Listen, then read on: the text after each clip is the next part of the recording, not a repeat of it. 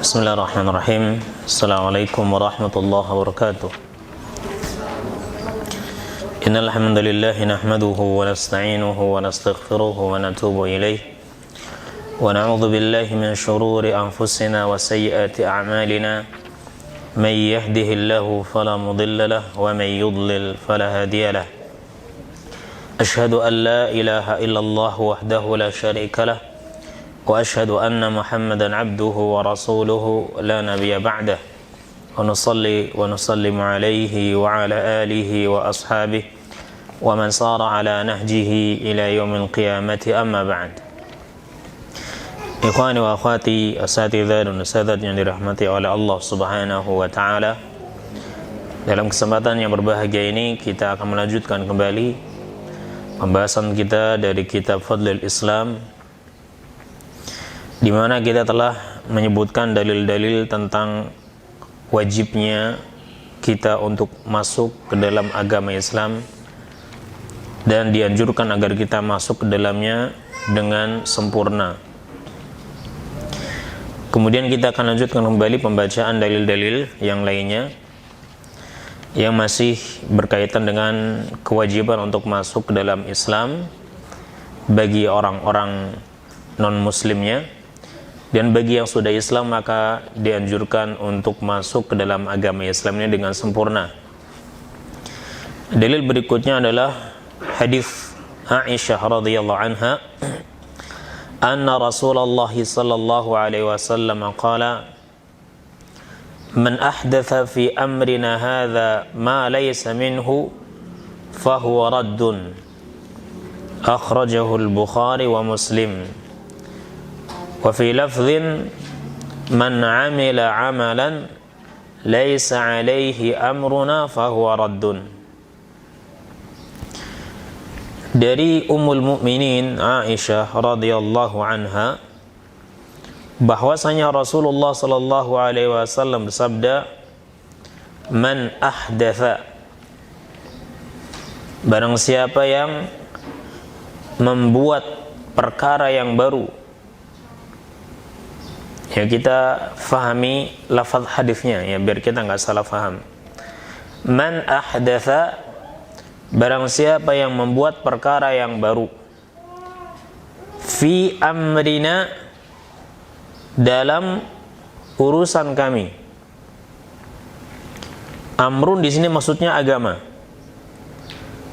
Jadi perkara yang baru ini ada dalam agama, bukan dalam masalah umurun dunyawiyah ya, bukan dalam urusan-urusan duniawi, tapi dalam urusan agama ya, biar nanti kita nggak salah faham. Nabi mengatakan man ahdatha fi amrina hadza, barang siapa yang membuat perkara-perkara yang baru di dalam urusan kami, yakni di dalam agama kami. Jadi perkara baru itu ada di dalam agama ya, yakni dibuat-buat di dalam agama. Ma laisa minhu, ma sesuatu, laisa yang dia bukan minhu bagian darinya, ini bagian dari amrina, bagian dari agama kami ya. Man ahdatha, kita perhatikan lafaz hadisnya, barang siapa yang membuat perkara yang baru fi amrina, dalam urusan kami, yakni dalam agama kami. Ma laisa minhu, yang perkara tersebut bukan termasuk darinya, dari agama. Fahuwa raddun, maka dia, perkara yang baru tadi, raddun, akan tertolak ya, maka dia itu tertolak. Baik, ini hadis ini disepakati oleh Imam Bukhari dan juga Imam Muslim. Ya, Imam Bukhari meriwayatkan hadis ini pada nomor hadis yang ke-2550, sementara Imam Muslim pada hadis nomor ke-1718. Baik. Jadi dalam hadis ini ada pembatasan, ada qaid, bahwa perkara yang baru itu adalah fi amrina, dalam agama kami. Ini dalam urusan kami, maksudnya agama kami, syariat yang dibawa oleh Nabi SAW. Bukan dalam perkara-perkara duniawi, urusan duniawi. Ya, karena perkara yang baru dalam urusan duniawi itu luas. Yakni ada tasamuh. Ya, ada kebebasan di situ. Ya. Akan tetapi dalam masalah urusan agama, perkara baru itu bukan termasuk darinya, bukan termasuk dari agama. Ya. Maka perkara yang baru itu yang diadakan di dalam agama ini akan tertolak. Wa fi lafdhin, dan dalam lafaz yang lain, dan ini lafaznya Imam Muslim, Nabi bersabda, man amila amalan, barang siapa yang mengamalkan suatu amalan, laisa alaihi, yang tidak ada di atasnya, amruna, agama kami, fahuwa raddun, maka dia tertolak. Barang siapa yang mengamalkan suatu amalan yang tidak ada di atasnya agama kami, yakni tidak berdasarkan ya syariat Nabi, maka amalan tersebut tertolak. Hadis ini juga menyebutkan bahwasanya yang tertolak itu adalah amalan, bukan sesuatu yang baru, yang itu bukan amalan. Ya, yakni benda-benda yang baru itu kan bukan amalan. Ya, motor, mobil, kemudian sendok, ini kan bukan amalan. Ini benda-benda. Ya, maka benda-benda tadi walaupun baru tidak masalah. Ya. Yakni tidak dihukumi dengan haram. Ya. Nah, maka sangat aneh ketika ada orang yang kita jelaskan bahwa ini perkara-perkara yang baru dalam agama ini kemudian ditolak gara-gara dia salah faham, salah memahami lafaz hadis. Ya. Yakni berarti semua yang baru itu tertolak, bid'ah, haram. Ya, mobil haram, motor haram, sendok haram, pesawat haram. Maka orang ini berbicara dengan hawa nafsunya dan bukan berbicara dengan ilmu. Ya, tidak berbicara secara ilmiah. Kalau kita lihat hadisnya, lafaz hadisnya, maka jelas Nabi mengatakan, man ahdatha fi amrina hadza, barang siapa yang membuat perkara, barang siapa yang membuat sesuatu yang baru dalam agama kami.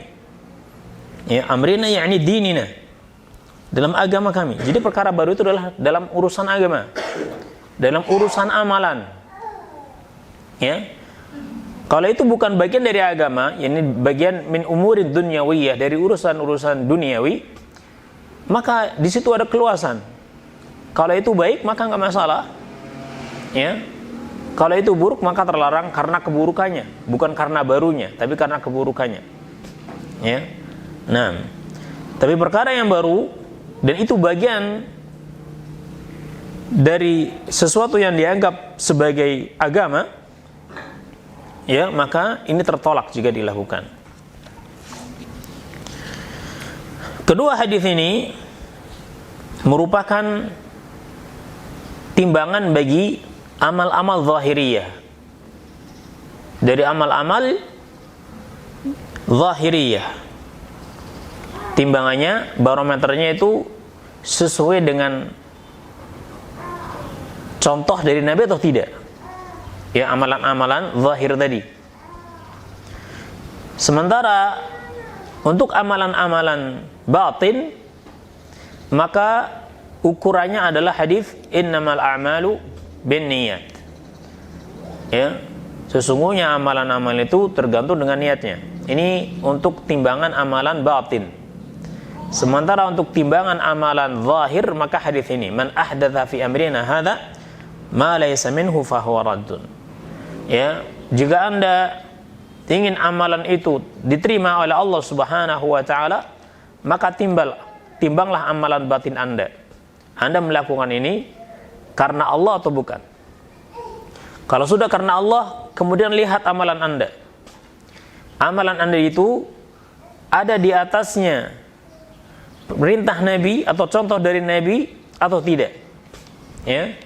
Kalau sekiranya ada contoh dari Nabi dan juga para sahabatnya, maka silakan lakukan. Tapi kalau tidak ada, maka sebaiknya tidak dilakukan.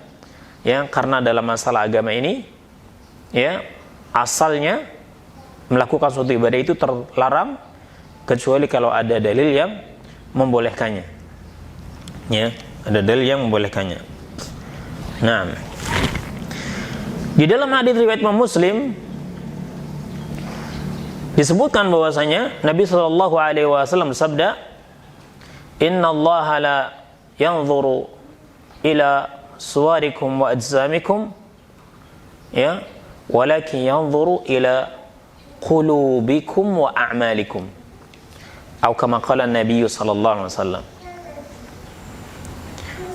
Sesungguhnya Allah itu tidak melihat kepada rupa kalian, pada fisik kalian, atau pada harta kalian, akan tetapi Allah melihat kepada yang pertama, qulubikum, hati, wa a'malikum, dan amal kalian. Ya, hati dan juga amal. Dilihat hatinya ikhlas atau tidak. Dilihat amalnya sesuai dengan syariat atau tidak. Ya. Jadi kita nggak bisa berdalil dengan mengatakan, yang penting kan saya ikhlas. Ya, yang penting kan ikhlas. Ya, dalam ibadah itu bukan yang penting ikhlas saja. Ikhlas itu penting dan sangat penting. Tapi ada perkara yang penting yang lainnya juga dalam agama, dalam ibadah, yaitu ibadah Anda sesuai dengan contoh dari Nabi atau tidak. Ya, ada syariatnya atau tidak? Ada dalil yang membolehkannya atau yang menganjurkannya atau tidak? Ya, karena yang dilihat oleh Allah itu bukan hanya sekedar hati, tapi juga amalan. Ya, walakin yanzuru ila qulubikum wa a'malikum. Akan tetapi Allah melihat kepada hati-hati kalian dan juga kepada amal kalian. Nah, jadi dua perkara ini yang akan dilihat oleh Allah Subhanahu wa taala. Dilihat hatinya, dia ikhlas atau tidak. Ya, ketika dia melakukan amalan. Kalau dia ikhlas, kemudian dilihat amalannya. Amalannya sesuai dengan contoh dari Nabi atau tidak? Ada anjurannya dari syariat atau tidak?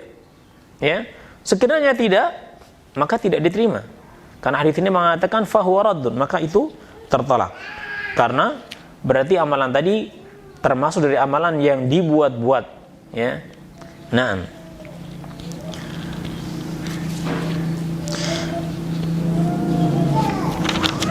Asatidzah dan ustadzah yang dirahmati oleh Allah Subhanahu wa taala, perkara yang baru ini yang diadakan di dalam agama ini, maka perkara tersebut dalam istilah para ulama disebut dengan bid'ah. Perkara yang baru yang dibuat-buat di dalam agama ini itu disebut oleh para ulama dengan istilah bid'ah.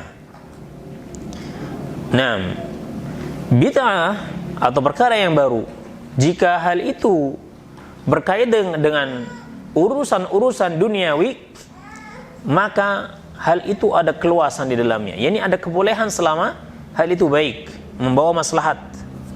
Ya, membawa maslahat. Ya. Sementara jika dalam urusan dunia, dalam urusan agama, dalam urusan akidahnya, dalam urusan ibadahnya, ya, maka hal ini dilihat apakah ada contoh dari Nabi, ada petunjuk dari Nabi, ya, dari syariat ini atau tidak. Nah, ya, karena perkara yang baru ini, jika itu berkaitan dengan agama, ya, atau dilakukan di dalam urusan agama ini dan dianggap sebagai bagian dari agama, berarti perkara itu akan ditolak berdasarkan hadis ini.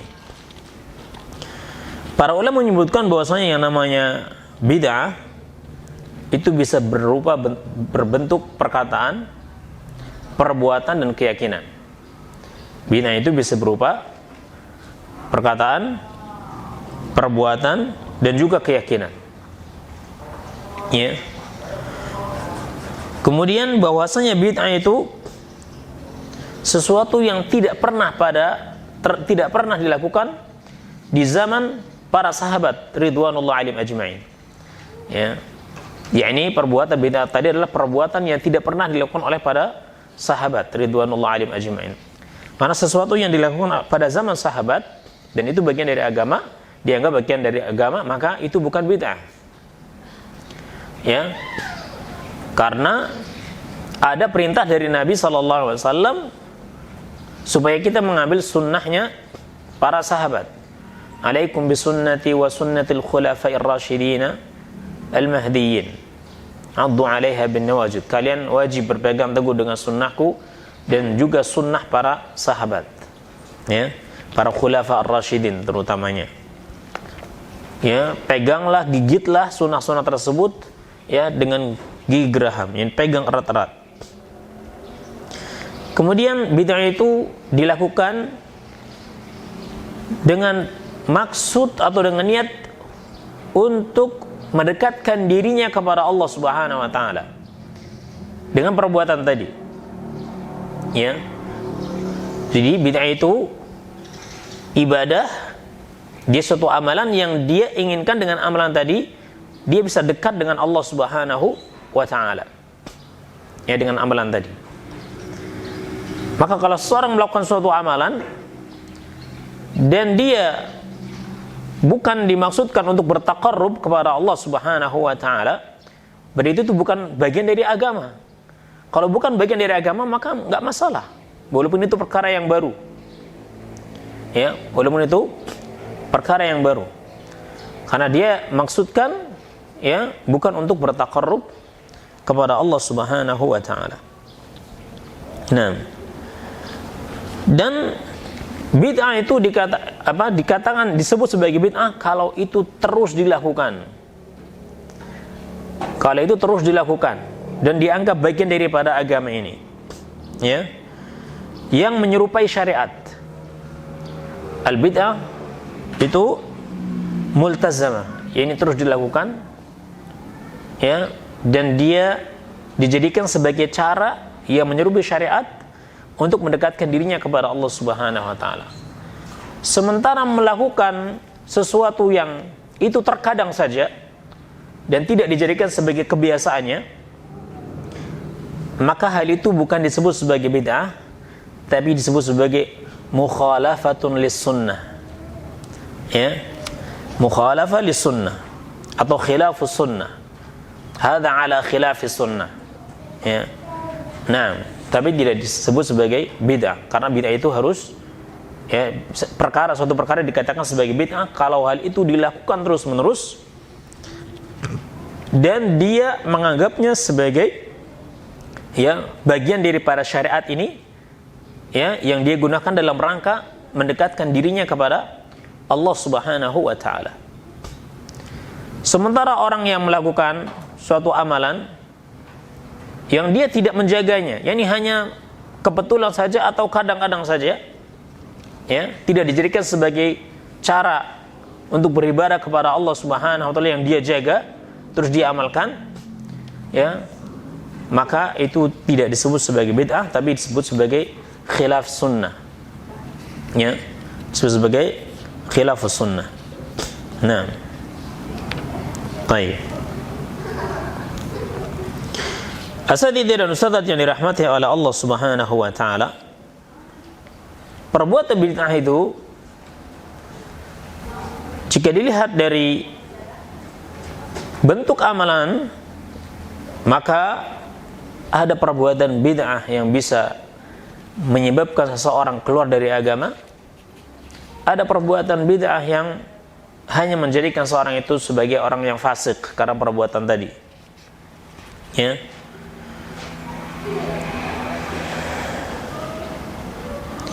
Di antara bid'ah yang dianggap oleh para ulama sebagai bid'ah yang kufri, ya, bisa menyebabkan orang itu keluar dari agama ini, yaitu menghilangkan nama-nama dan sifat-sifat bagi Allah Subhanahu wa taala. Ya, menghilangkan nama-nama dan sifat-sifat Allah Subhanahu wa taala, atau menghilangkan sifat dari Allah Subhanahu wa taala. Namanya ada tapi nggak ada sifatnya. Yakni Allah punya nama tapi namanya tidak mengandung sifat. Mujarradul asma faqat. Hanya sekedar nama saja yang tidak memiliki arti apa-apa. Ya. Seperti yang dilakukan oleh orang-orang Jahmiyah. Orang-orang Jahmiyah yang mana mereka itu menghilangkan sifat-sifat Allah Subhanahu wa taala. Ya, Allah itu Al-Basir misalnya, As-Sami'. Ya, Allah itu Al-Basir, tapi Allah nggak melihat. As-Sami', tapi Allah nggak mendengar. Ya, mereka hanya menetapkan nama tanpa ada artinya, Ya, maka menghilangkan nama-nama atau sifat-sifat Allah Subhanahu wa taala dari zat Allah, ya, ini dianggap oleh para ulama sebagai bid'ah kufriyah karena sama saja, ya, Allah itu enggak ada, ya, karena semua yang ada dan dia punya nama pasti punya sifat. Semua yang ada dan dia punya nama pasti dia punya sifat. Hatta benda-benda mati saja dia punya sifat. Ini namanya batu, misalnya sifat batu keras misalnya, dia punya sifat karena batu itu ada, ya. Nah, tapi kalau cuma punya nama nggak ada sifatnya maka nggak ada. Hatta sesuatu yang tidak kelihatan oleh mata kita dan dia punya nama, dia punya sifat. Misalnya udara, ya, udara kita kasih, ya, dia punya nama udara, ya, sifatnya ada. Dia bisa menempati ruangan misalnya, ya, walaupun kita nggak bisa melihat udara. Nah, ya, dia punya sifat karena dia ada. Sementara kalau dikatakan dia ada tapi nggak punya sifat, maka nggak ada sesuatu di dunia ini yang ada tapi dia nggak punya sifat. Kalau nggak punya sifat berarti nggak ada. Makanya para ulama menyebut bahwasanya orang-orang Jahmi itu orang-orang yang keluar dari agama Islam, kufur, karena sama saja dia menganggap Allah itu nggak ada. Ya, nah, taib. Yang jelas, ya, karena masalah ini masalah yang panjang, ya, harus dibahas secara panjang lebar, ya, dan kita tidak ingin memperpanjangnya dalam hal ini. Yang jelas, bagi seorang Muslim wajib untuk memastikan bahwa agama yang dia amalkan selama ini itu ada contoh dari Nabi SAW, ada perintah, ada contohnya dari Nabi SAW dan juga para sahabat Rasulullah SAW. Dan jika tidak ada, maka lebih baik ditinggalkan. Nah, ya, karena apa? Karena ancaman dari Nabi SAW, ya, ancaman dari Nabi SAW, yakni fahuwa raddun, bahwa amalan tadi itu akan tertolak, dan ancaman-ancaman yang lain, ya, ada di dalam hadis-hadis yang lainnya, ya, yang itu merupakan ancaman bagi orang-orang yang melakukan perkara-perkara yang baru dalam agama ini, ya. Di antaranya adalah mereka akan tercegah untuk minum dari haud Rasulullah SAW, ya, karena Nabi mengatakan ana faradakum alal haud, saya yang pertama kali akan datang ke haud, ya. Dan haud Nabi itu sangat luas, ya, telaga Nabi itu sangat luas, dan jumlah gelasnya, cawannya untuk minum dari haud itu sejumlah atau sebanyak bintang di langit, ya. Kemudian datanglah orang-orang, kemudian beliau mendapatkan thumma ja'a qaumun a'rifuhum wa ya'rifunani, ya, kemudian datang suatu kaum yang aku mengenal mereka dan mereka pun mengenal saya. Aku mengetahui mereka dan mereka pun mengetahui saya, ya. Naam, thumma yuhalu baini wa bainahum, kemudian dihalangi antara saya dengan mereka, yakni mereka dicegah untuk minum haud Nabi. Maka Nabi mengatakan ummati, mereka itu umatku. Kemudian malaikat mengatakan kepada Nabi SAW, ya, innaka la ta'rifu ma ghayyaru ba'dak atau ma baddalu ba'dak, ya, atau kama qala Nabi SAW. Malaikat mengatakan kamu tidak tahu apa yang mereka telah rubah setelah kau meninggal dunia. Mereka telah ubah agamamu, ya, kamu nggak tahu kalau mereka itu telah merubah agamamu setelah kau meninggal dunia. Maka Nabi mengatakan sahqan liman baddalu ba'di atau liman ghayyaru ba'di. menjauhlah bagi orang-orang yang telah mengubah agamaku setelah saya meninggal dunia. Nabi mengatakan ya bahwa saya mengenal mereka dan mereka mengenal saya. Padahal Nabi tidak pernah melihat mereka. Tapi Nabi mengetahui kalau mereka itu umat beliau. Dari mana beliau mengetahuinya? Dari bekas wudu yang ada pada mereka. Karena Nabi mengatakan inna ummati ya'tina yawmal qiyamati ghurran muhajjalina min atharil wudu. Sesungguhnya umatku itu akan datang pada hari kiamat dalam keadaan bersinar wajahnya, ya, dan juga anggota wudunya, ya, bersinar. Jadi Nabi, oh itu umat saya karena dia berwudu, ada bekas wudu padanya, ya. Nah, hanya saja umat ini mereka melakukan perbuatan-perbuatan yang tidak pernah dicontohkan oleh Nabi Sallallahu Alaihi Wasallam. Dan ini juga mengisyaratkan bahwasanya ahlu bid'ah itu bermacam-macam tingkatannya. Karena Nabi mengatakan mereka itu umat, ya, dikenal oleh Nabi, berarti mereka muslim. Karena ada bekas wudunya, mereka itu muslim. Hanya saja mereka dihukum oleh Allah Subhanahu wa taala dengan dilarang untuk minum dari haud Nabi gara-gara mereka melakukan perbuatan bid'ah di dalam agama ini. Ya. Nah, ikhwani wa akhwati rahimani Allah wa yakum, maka hadis ini menyuruh kita agar kita betul-betul berusaha untuk memastikan bahwa apa yang kita amalkan itu ada contoh dari Nabi Sallallahu Alaihi Wasallam, ada petunjuk dari Nabi Sallallahu Alaihi Wasallam, dan juga diamalkan oleh para sahabat Nabi Sallallahu Alaihi Wasallam. Karena kita telah dicukupkan oleh syariat ini, ya, dari membuat perkara-perkara yang baru. Ya, ini syariat ini sudah ini menjadikan kita cukup dengan apa yang diajarkan dalam syariat tadi, dan tidak perlu kita membuat perkara-perkara yang baru di dalam agama ini karena semuanya telah dicukupi. Ya, tidak perlu kita repot-repot. Dan amalan dalam agama ini, ya, itu sudah sangat-sangat banyak dan sudah sangat-sangat cukup. Maka kewajiban kita itu hanya mencukupkan diri kita dengan sesuatu yang telah membuat cukup orang-orang sebelum kita. Kalau orang-orang sebelum kita sudah merasa cukup dengan apa yang ada pada mereka, ya, dan mereka adalah orang-orang yang terbaik dari umat ini, maka seharusnya kita juga merasa cukup dengan apa yang telah membuat cukup umat-umat sebelum kita, yakni orang-orang sebelum kita dari kalangan para sahabat, para tabi'in dan para tabi'ut tabi'in. Ya, karena kita juga mengakui bahwasanya orang yang paling bersemangat dalam beragama adalah mereka para sahabat ridwanullah alim ajma'in, kemudian para murid-murid mereka para tabi'in, dan juga murid-murid mereka para tabi'in. Kalaulah semua amalan yang mereka lakukan itu kita ketahui, maka kita tidak akan mampu untuk mengamalkan semuanya. Ya. Terus kenapa kita harus membuat sesuatu yang baru yang tidak pernah mereka amalkan? Terlebih lagi ada ancaman bagi orang yang membuat perkara-perkara baru dalam agama ini. Ya, dalam agama ini.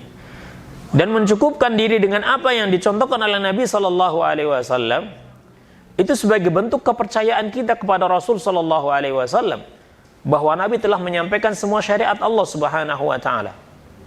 Ya, jadi kalau kita mencukupkan diri dengan apa yang diajarkan oleh Nabi Sallallahu Alaihi Wasallam, itu menjadi bukti bahwa kita meyakini bahwa semua hal yang baik itu telah diajarkan oleh Nabi Sallallahu Alaihi Wasallam. Ya, terlebih lagi Nabi Sallallahu Alaihi Wasallam juga pernah menyampaikan, ya, bahwasanya ma min nabiyyin qabli illa kana haqqan alaihi ay yadulla ummatahu, ya, ala khairi ma ya'lamuhu lahum wa yundhiruhum an syarri ma ya'lamu lahum, atau kama qala Nabi sallallahu alaihi wasallam. Ya, tidak ada seorang pun dari Nabi sebelumku kecuali wajib atasnya untuk mengajarkan, memberitahu mengajarkan kepada umatnya tentang kebaikan yang ia ketahui untuk mereka semua, dan mengingatkan mereka dari keburukan yang ia ketahui. Ya, jadi wajib atas nabi-nabi untuk mengajarkan semua kebaikan yang ia ketahui untuk umatnya, dan mengingatkan dari semua keburukan yang ia ketahui untuk umatnya. Maka kita meyakini bahwa segala sesuatu yang baik yang bisa mendekatkan diri kita kepada Allah Subhanahu wa taala telah diajarkan oleh Nabi sallallahu alaihi wasallam, baik secara rinci maupun secara globalnya. Kalau secara rinci, maka kita amalkan dengan perinciannya. Ya. Kalau secara global, maka kita amalkan dengan melihat ya para sahabatnya mengamalkan agama ini. Nah,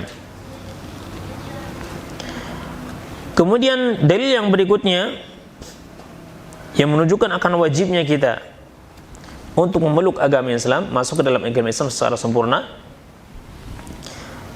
adalah hadis Nabi sallallahu alaihi wasallam dari Abu Hurairah radhiyallahu anhu, di mana beliau berkata, qala Rasulullah sallallahu alaihi wasallam, Nabi sallallahu alaihi wasallam bersabda, kullu ummati yadkhuluna al-jannah illa man aba. Qila wa man ya'ba? Qala man ata'ani dakhala al-jannata wa man 'asani faqad aba. Al-Imam Al-Bukhari meriwayatkan dari Abu Hurairah, di mana beliau berkata, Rasulullah sallallahu alaihi wasallam sabda, kullu ummati yadkhuluna al-jannah. Setiap umatku akan masuk surga. Setiap umatku, ya, nah, akan masuk surga. Illa man aba, kecuali orang-orang yang enggan. Ya, alhamdulillah kita menjadi umat Nabi. Ya, karena Nabi mengatakan kullu ummati yadkhulul jannah, setiap umatku pasti akan masuk surga. Illa man aba, kecuali yang enggan. Nah, kita harus mengetahui siapa yang enggan itu, ya, agar kita bisa menjauhkan diri kita dari mereka. Ya, qila wa man ya'ba, dikatakan siapakah orang yang enggan itu? Nabi mengatakan, man ata'ani dakhalal jannata wa man 'asani faqad aba. Barang siapa yang mentaatiku, dia akan masuk surga, dia pasti masuk surga. Dan barang siapa yang bermaksiat kepadaku, maka sesungguhnya dia orang yang enggan. Man ata'ani, barang siapa yang dia taat kepadaku, dakhalal jannah, pasti dia masuk surga. Wa man 'asani, dan barang siapa yang dia bermaksiat kepadaku, faqad aba, maka sungguh dia telah enggan untuk masuk surga. Hadis riwayat Imam Bukhari dengan lafaz ya Rasulullah. Para sahabat mengatakan, ya Rasulullah wa ma yaba, ya Rasulullah, siapakah yang enggan itu? Nabi mengatakan, orang yang taat kepadaku dia masuk surga, sementara orang yang bermaksiat kepadaku maka dia telah enggan untuk masuk surga. Di dalam hadis ini ada anjuran, dorongan agar kita masuk ke dalam Islam ini dengan sempurna. Ya. Karena barang siapa yang dia ingin masuk ke dalam surga Allah Subhanahu wa taala, dia wajib masuk ke dalam agama Islam seperti yang dibawa oleh Rasulullah sallallahu alaihi wasallam. Karena tidak ada jalan untuk masuk ke dalam surga Allah Subhanahu wa taala saat ini kecuali dengan mentaati Nabi sallallahu alaihi wasallam. Ya, setelah Nabi diutus oleh Allah Subhanahu wa taala, maka semua jalan yang bisa mengantarkan seseorang ke dalam surga Allah itu semuanya tertutup kecuali jalan Nabi sallallahu alaihi wasallam. kecuali jalan Nabi sallallahu alaihi wasallam. Sebelum Nabi diutus, maka manusia ada yang beribadah kepada Allah dengan agama Nabi Ibrahim, orang-orang Makkah, ya misalnya. Ada yang beribadah kepada Allah dengan agama Nabi Isa. Ya, ini banyak di Najran, ya perbatasan antara Yaman dengan Arab ya saat itu. Ada yang beribadah kepada Allah dengan agama Nabi Musa. Nah, tapi ketika Nabi SAW telah diutus, maka semua jalan yang bisa menghantarkan seseorang ke dalam surga Allah Subhanahu wa taala tertutup kecuali jalan Nabi Muhammad sallallahu alaihi wasallam, sehingga Nabi mengatakan kullu ummati yadkhulunal jannah illa man aba. Setiap umatku mereka masuk surga kecuali orang yang enggan. Ya, jadi barang siapa yang masuk surga dia wajib masuk Islam. Dan dia akan benar masuk ke dalam Islam ini jika dia mentaati Rasul sallallahu alaihi wasallam. Ya. Karena Nabi mengatakan barang siapa yang dia tidak taat kepadaku, yaitu bermaksiat, berarti dia orang yang enggan untuk masuk ke dalam surga Allah Subhanahu wa taala. Nah,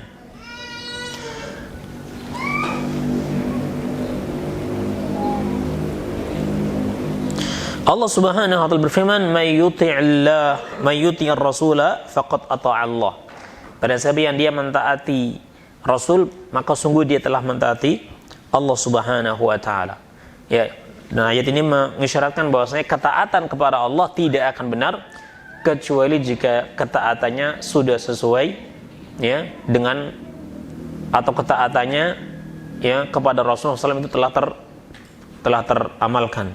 Ya.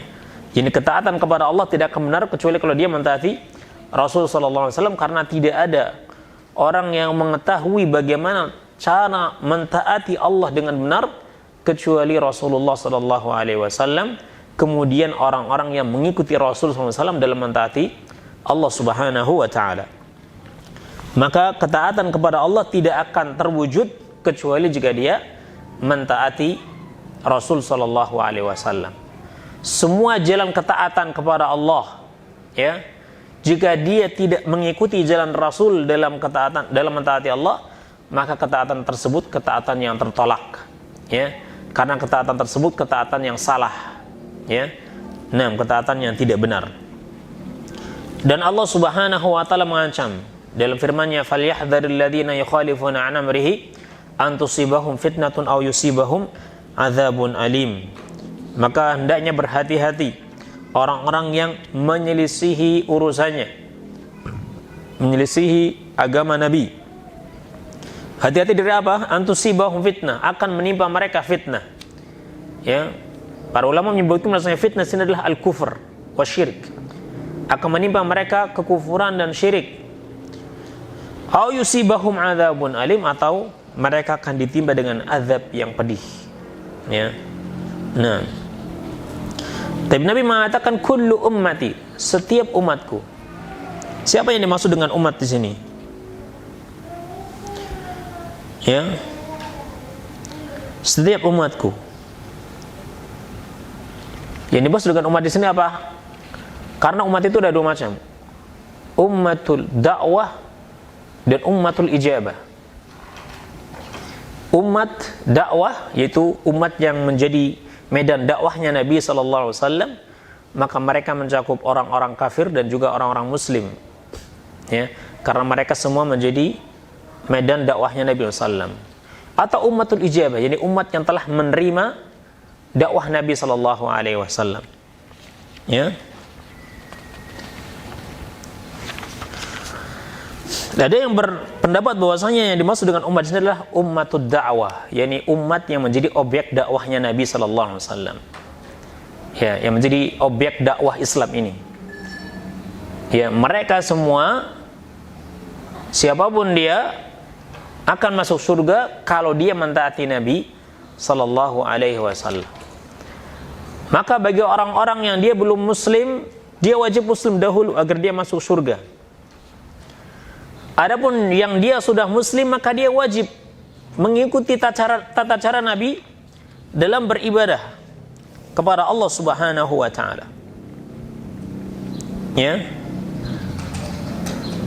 Dan ada yang berpendapat bahwasanya umat di sini adalah ummatul ijabah. Umat di sini adalah umat ijabah, yakni mereka yang telah menerima Islam sebagai agamanya. Maka Nabi mengatakan semua umatku yang mereka menerima Islam sebagai agamanya itu akan masuk ke dalam surga Allah Subhanahu wa taala jika dia mentaati Nabi sallallahu alaihi wasallam dan tidak bermaksiat kepada Nabi sallallahu alaihi wasallam.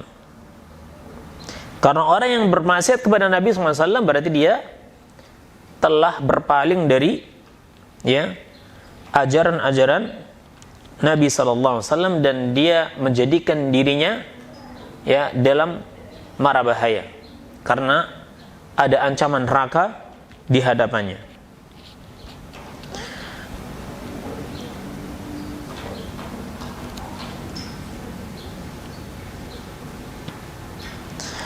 Dan masuk ke dalam surga itu ada dua macam. Masuk dalam surga itu ada dua macam. Yang pertama, dukhulun awali. Dukhul awali, yakni masuk ke dalam surga dari awal, sejak dari awal. Dengan kata lain, dia tidak akan masuk ke dalam neraka sedikit pun. Dari awal dia sudah masuk surga, yakni setelah dia dihisab. Ada orang-orang yang tidak dihisab langsung masuk ke surga, ada orang-orang dari umat Nabi Muhammad yang dihisab terlebih dahulu, kemudian dia selamat dari hisab, kemudian dia dimasukkan ke dalam surga. Ini dukhulun awali. Ada dukhul jannah mutaakhir. Ada masuk ke dalam surga tapi terlambat. Karena dia dihukum terlebih dahulu oleh Allah Subhanahu wa taala atas dosa-dosanya. Akan tetapi dia akan masuk surga. Nabi mengatakan kullu ummati yadkhulunal jannah. Maka makna hadis ini kullu ummati yadkhulunal jannah. Setiap umatku dia akan masuk surga. Yakni orang-orang Islam. Semua orang Islam itu pasti akan masuk surga karena umat di sini adalah ummatul ijabah. Jadi setiap umatku pasti dia akan masuk surga. Setiap orang Islam pasti dia akan masuk surga selama Islamnya masih ada. Selama Islamnya masih ada. Karena kalau dia keluar dari Islam, dia bukan lagi menjadi umat Nabi Muhammad sallallahu alaihi wasallam. Orang yang keluar dari Islam, murtad misalnya, dia bukan lagi menjadi umat Nabi Muhammad sallallahu alaihi wasallam. Umat Nabi Muhammad adalah orang-orang Islam. Jadi setiap orang Islam dia masuk surga. Hanya saja tadi, apakah dia akan masuk surga dari awal atau dia akan masuk surga tapi terlambat? Naam. Orang yang dia mentaati, Nabi mengatakan man ata'ani dakhalal jannah. Barang siapa yang dia taat kepadaku, dia akan masuk surga. Ketaatan manusia kepada Nabi sallallahu alaihi wasallam ada ketaatan yang sempurna, ada ketaatan yang tidak sempurna. Ketaatan yang sempurna akan menyebabkan dia masuk surga dari awal, balasan yang sempurna juga. Tapi ketaatan yang tidak sempurna akan menyebabkan dia jika tidak mendapatkan rahmat dari Allah, akan menyebabkan dia masuk dalam surga tapi terlambat. Wal'iyadzubillah. Karena dia terlebih dahulu akan dihukum oleh Allah Subhanahu wa taala dengan api neraka untuk menghapuskan sisa-sisa dosa yang ada pada dirinya yang tidak terhapus di dunianya. Karena Allah Subhanahu wa taala menghapus dosa-dosa hamba-hambanya itu bisa di dunia. Nah, kalau sekiranya di dunia sudah cukup ya sudah habis, maka di akhirat dia tidak lagi dihukum oleh Allah Subhanahu wa taala. Tapi kalau di dunianya dia tidak bisa menghapuskan dosa-dosanya, maka dia akan dihapuskan oleh Allah nanti di yaumul qiyamah selama dia masih mukmin. Ya, maka orang-orang yang beriman dia akan berusaha untuk menghapuskan dosa-dosanya di dunia. Menghapuskan dosa di dunia ini banyak caranya. Ya, tentunya yang paling utama adalah taubat nasuha, taubat yang sungguh-sungguh. Ya, banyak istighfar.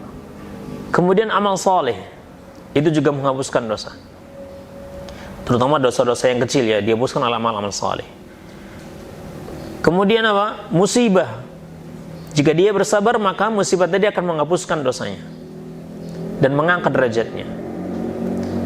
Nah, kalau musibah, dia ditimpa musibah nggak bersabar, ya, dia jarang istighfar, jarang bertaubat, dan juga jarang beramal saleh, ya, dan tidak mendapatkan rahmat dari Allah Subhanahu wa taala, maka dia akan diazab terlebih dahulu di nerakanya Allah Subhanahu wa taala untuk menghapuskan dosa-dosanya di dunia. Ketika dia masih punya iman walaupun setitik di dalam hatinya. Ya. Tapi jika dia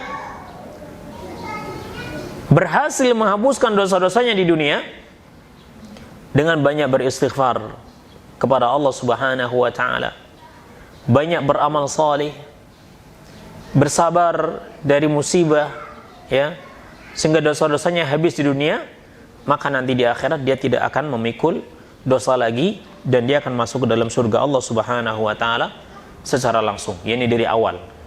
Ya, dari awal. Adapun orang-orang yang dia untuk sebagian amalan dia taat kepada Rasul sallallahu alaihi wasallam, dan sebagian yang lain dia bermaksiat kepada Nabi sallallahu alaihi wasallam, maka orang seperti ini terancam, ya, terancam tidak masuk surga, ya, terancam tidak masuk surga.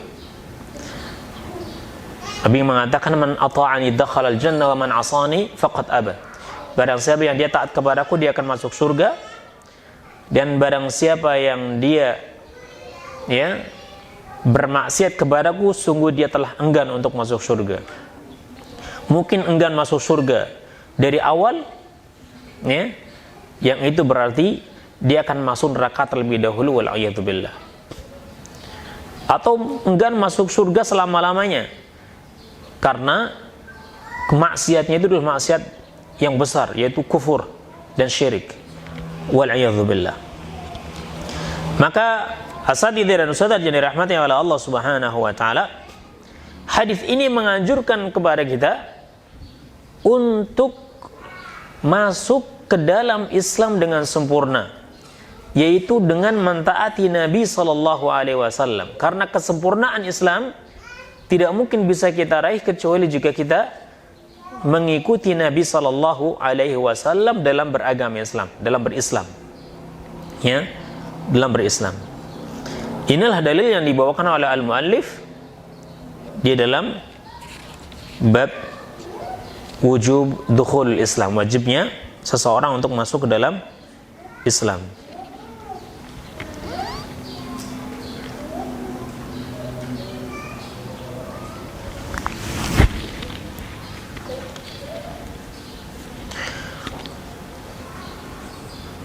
Tentang larangan atau ancaman dia tidak masuk ke dalam surga Allah Subhanahu wa taala, ancaman untuk masuk neraka, itu bagi orang-orang yang durhaka kepada Nabi SAW, yaitu tidak mentaati, ya, Nabi SAW, baik secara keseluruhan, wal'iyadzubillah, maupun secara parsial, yani dalam beberapa hal dia tidak taat kepada Nabi SAW, maka dia juga tetap terancam. Ada orang salat, ya, dia salat, dia taat kepada Nabi SAW, mengikuti tata cara Nabi dalam salat, tapi dia tidak menyambung silaturahim misalnya, bahkan dia memutusnya. ini juga terancam. Nabi SAW mengatakan, la yadkhulul jannata qati'ur rahim. Tidak akan masuk surga orang yang memutus silaturahim. Ya. Naam, dia terancam tidak masuk surga. Tadi tidak masuk surganya apa? Awaliyan, dari awal, ya. Naam. Nabi mengatakan la yadkhulul jannata namam, tidak akan masuk surga orang yang mengadu domba. Orang yang mengadu domba. Naam. Tadi tidak masuk surganya dari awal, ya, jika dia masih muslim. Naam. Nabi SAW bersabda dalam hadis yang lain, kalau dia masih muslim, ya, kalau dia masih muslim dia akan masuk surga karena Allah Subhanahu wa taala berfirman, ya, atau Nabi sallallahu alaihi wasallam bersabda, "Fa innallaha harrama 'alan nar man qala la ilaha illallah yabtaghi bidzalika wajha Allah." Maka sungguhnya Allah itu mengharamkan atas api neraka untuk menyentuh seseorang yang mengucapkan la ilaha illallah dan dia mengharapkan dengannya wajah Allah, yakni mengucapkan la ilaha illallah dengan ikhlas. Allah mengharamkan neraka untuk menyentuhnya. Pengharaman ini ada pengharaman kulliyan, ada pengharaman apa? Juz'iyan. In sahhat ta'bir, kalau ungkapannya benar. Pengharaman Allah kulliyan, yakni secara menyeluruh. Neraka ini enggak boleh sama sekali menyentuh orang ini. Artinya orang ini selamat dari api neraka. Ya. Sama sekali tidak disentuh oleh api neraka karena dia punya la ilaha illallah dan dia mentaati Nabi SAW dalam urusan agama yang lainnya. Tapi kalau dia punya syahadat, punya iman, tapi dalam sebagian perkara dia menyelisihi Nabi SAW, bermaksiat kepada Nabi SAW, maka Allah mengharamkan neraka untuk menyentuhnya, ya, selama-lamanya. Kalau sesaat nggak apa-apa, ya, yakni Allah mengizinkan neraka ini untuk menyentuhnya untuk beberapa saat, kemudian setelah itu Allah haramkan untuk menyentuhnya lagi. Karena orang ini taat dalam sebagian urusan agama dan bermaksiat dalam urusan agama yang lain. Wal'iyadzubillah. Dan dia tidak mendapatkan rahmat dari Allah Subhanahu wa taala dalam sebagian urusan yang dia tidak taat tadi, sehingga dia tidak mendapatkan ampunan dari Allah Subhanahu wa taala.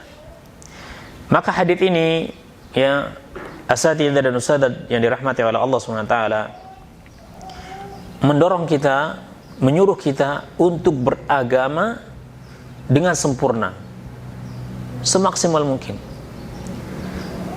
Kalau kita mengetahui bahwasanya kita tidak mungkin bisa beragama dengan sempurna, maka seharusnya kita banyak bertaubat kepada Allah Subhanahu wa taala. Tidak lelah lisan kita untuk memohon ampunan Allah Subhanahu wa taala atas ketidaksempurnaan iman kita.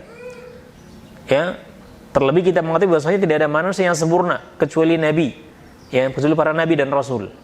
Selain mereka tidak sempurna, maka pasti ada pelanggaran-pelanggaran syariat yang dilakukan oleh seorang hamba, baik secara sengaja maupun tidak sengaja. Ya. Dan diantara sebabnya karena kejahilan dia terhadap agama ini. Maka orang yang jahil dalam urusan agama ini, ya, dia dalam keadaan bahaya. Karena bisa jadi dia melakukan pelanggaran syariat sementara dia tidak menyadari bahwa dia sedang melakukan pelanggaran syariat karena kejahilan tadi. Ya, seperti orang-orang yang melakukan perbuatan bid'ah, dia merasa, dia menyangka bahwa selama ini dia sedang mentaati Allah, tapi justru perbuatannya digolongkan, dimasukkan ke dalam ke dalam golongan maksiat kepada Nabi sallallahu alaihi wasallam. Ya. Maka yang wajib kita lakukan, asatidzah dan ustadzah yang dirahmati Allah, ikhwan dan akhwat sekalian, yang wajib kita lakukan banyak memohon ampun kepada Allah Subhanahu wa taala. Memohon petunjuk Allah Subhanahu wa taala, ya, agar kita diajarkan, ya, kepada kita ilmu-ilmu yang bermanfaat. Makanya setiap hari, setiap kali kita membuka hari kita, ada doa yang dianjurkan untuk kita baca. Ya, doanya apa? Rabbi zidni ilman, ya, warzuqni fahman, atau doa-doa meminta tambahan ilmu. Allah mengatakan kepada nabinya, wa qur rabbi zidni ilman. Ya, Maka kita setiap paginya memohon kepada Allah tambahan ilmu, karena kita mengetahui bahwasanya dengan ilmu kita mengetahui yang hak dan bisa menjauhi yang batil. Sementara orang yang jahil, ya dengan ilmu, maka dia dalam keadaan bahaya, karena bisa jadi dia melakukan perbuatan maksiat sementara dia tidak menyadari bahwa itu termasuk dari perbuatan maksiat yang bisa membahayakan dirinya. Ya, janganlah kita termasuk daripada orang-orang yang Allah Subhanahu wa taala sebutkan, qul hal nunabbi'ukum bil akhsarina amala alladziina dhalla sa'yuhum fil hayatid dunya wa hum yahsabuna annahum yuhsinuna sun'a.